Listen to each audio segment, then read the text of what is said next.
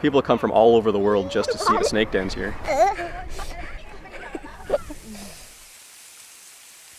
A lot of children are a little more willing to hold the snakes and to interact with them. Sometimes the adults are a little more apprehensive, which I think is kind of odd, that it's almost like the fear of snakes has been built into people as they grow up. I do not like snakes because they're a little unpredictable, and I'm doing a terrible job pretending that I like snakes. Here in the Inner Lake of Manitoba, Canada, is by far the largest aggregations or concentrations of snakes anywhere in the world. The Inner Lake of Manitoba is so plentiful, or why snakes are so plentiful here, really goes back to the geology of the area. Temperatures can reach 50 degrees below zero. And so a snake, being a cold-blooded animal, they have to be able to survive those winter temperatures. So that here in the Inner Lake region, the limestone bedrock is very close to the surface. And so that allows the cold and the water to crack and fissure the limestone, and it makes great big sinkholes, and that enables the snakes to get below the frost line during the winter.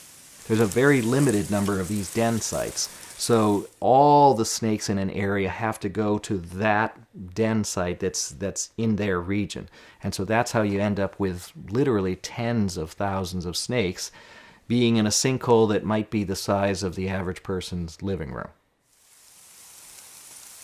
It is actually very difficult for the males to find a female because if you look from a snake's eye view, you just see kind of a sea of living spaghetti, and you're looking for a slightly bigger piece of spaghetti than all the rest of them. They'll detect the female sex pheromone. The males are very easily able to then go past all the other pieces of spaghetti, if you will, and home in on the female. Oftentimes when the group of these courting males all gathered around one female trying to be that lucky guy that's going to mate with her, they'll get so wrapped up they can tumble down a hill literally like a ball, so people call them mating balls. Even though there's tremendous competition for mates, the males are not fighting with each other, they don't have dominance hierarchies, they don't have territories set up like other animals would do in a similar situation.